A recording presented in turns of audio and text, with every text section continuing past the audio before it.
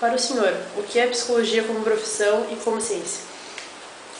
Eu acho que essa é uma discussão bem interessante, né? Por isso que a gente tem congresso, ciência e profissão e tudo. Eu entendo que, como ciência, a psicologia é muito ampla.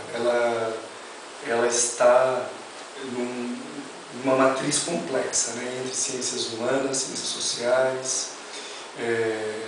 Ela bebe em várias fontes, né? Ela bebe na filosofia, ela bebe na antropologia, na sociologia. Ela é uma ciência que se alimenta de várias origens e tem várias matizes também dentro de cada origem dessas, né? E é difícil conformar um objeto da ciência e psicologia. Muito difícil. Então tem toda uma discussão complexa sobre o objeto da psicologia, né?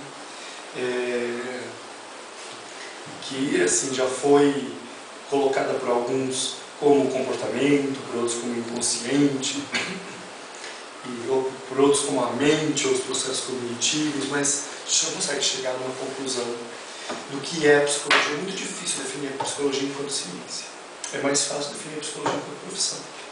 Muito mais fácil, porque enquanto ciência fala, é o comportamento humano, não é. Porque você tem determinadas áreas da psicologia que estudam o comportamento animal, seja experimental ou em situação natural, né, etologia. Se você pegar, a mente, os processos cognitivos. Não é, porque não é só isso. Porque o comportamento aparente, independente da mente, também é objeto. É a manifestação do inconsciente, também não é só. Então é muito difícil de determinar. Como em outras ciências é mais fácil. Talvez não seja tão fácil, às vezes, definir qual a unidade de análise. Mas no caso da psicologia, é difícil definir o objeto e é difícil definir a unidade de análise. Por isso que a resposta mais padrão, mais simples, é falar que é comportamento. Mas não é que resolva, só joga o problema para o outro lado, e mesmo nós não temos, digamos, um consenso em relação a isso. Agora, ela é muito ampla, porque na fronteira com todas essas outras ciências, na fronteira com a filosofia, na fronteira com a biologia, na fronteira com a psicanálise, que a gente não sabe direito se é filosofia ou onde é que está, mas com essas várias epistemologias diferentes, ela acaba sendo muito rica e tendo muito espaço, e sendo muito complexa enquanto ciência. Agora, indo para outra questão, tentando separar, enquanto profissão é um pouco mais simples, eu acho. Acho que dá para dizer algumas coisas. Pelo menos no Brasil, a psicologia é uma profissão da área da saúde. Acho que já diz bastante coisa. Não é assim no mundo inteiro, mas no Brasil é.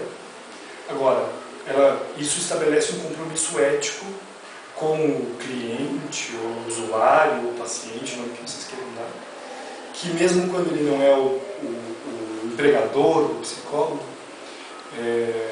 mesmo quando ele não é aquele que compra o serviço do psicólogo, mesmo assim eu tenho que trabalhar em prol da saúde dele, né?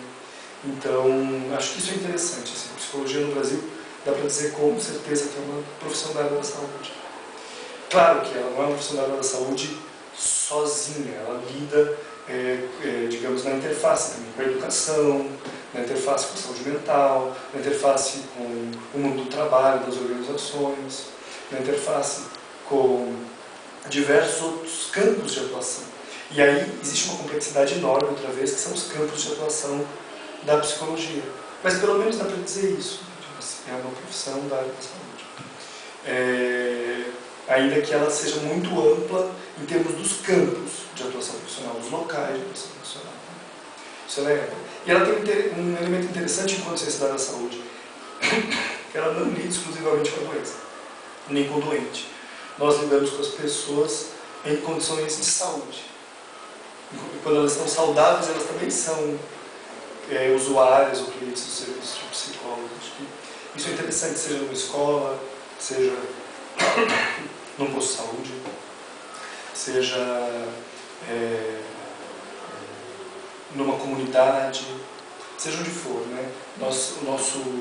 a nossa clientela, os usuários do serviço de psicologia não são somente aquelas pessoas que estão doentes. Então, isso traz para a área da saúde uma noção de um profissional que é um profissional da área da saúde, mas que lida com as pessoas, inclusive quando elas estão saudáveis. Acho isso interessante, né? Para nós, os psicólogos. A gente acaba tendo uma influência grande nesse campo, digamos, não patológico, nem patogênico. Né? Acho que é um elemento interessante também. Agora, é difícil falar sobre a parte, digamos, dos campos de atuação, justamente por ser muito vasto. Então você tem muitos campos, e às vezes isso gera uma confusão. Eu vejo que para o aluno, às vezes, é difícil entender o que são os campos de conhecimento na psicologia, o que são as vertentes epistemológicas, que é outra coisa, e o que são as áreas de atuação profissional. Então, por exemplo, às vezes a gente tem no mesmo campo de atuação profissional, psicólogos com compreensões diferentes e às vezes contraditórias do que eles têm que fazer lá. Então, por quê? Porque é o campo, é o lugar onde você vai atuar. Dá para dar muitos exemplos disso. Pode ser dentro de um hospital, pode ser numa comunidade, pode ser dentro de uma escola, com compreensões e práticas diferentes, porque estão informados por perspectivas diferentes da psicologia. Então isso é um elemento difícil. Eu acho que mais difícil para o aluno, de entender, de perceber. Essa é uma matriz que tem, digamos, é uma matriz, né, uma tabela que tem uma dupla entrada e uma complexidade. Você tem as várias vertentes ou fontes epistemológicas da psicologia, ou seja, de onde ela vem. Aí você tem as várias áreas do conhecimento e depois você tem os campos de atuação. Então é complexo. No mesmo campo de atuação você pode ter áreas do conhecimento de psicologia diferente, atuando de forma diferente, com técnica diferente. Às vezes com perspectivas diferentes, com resultados diferentes. E por vezes de forma contraditória. Eu acho que isso é muito difícil por um lado e muito bom por outro. Porque o aluno aprende uma coisa numa sala de aula, aí através do corredor por outro lado aprende outra coisa. E às vezes essas duas coisas diferentes são contraditórias. E aí o aluno tem que aprender a diferenciar. E aprender a diferenciar é aprender.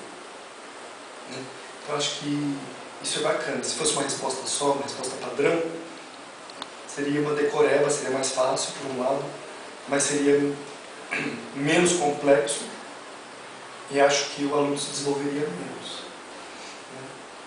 Gente, não sei, dá para falar muitas outras coisas, mas a princípio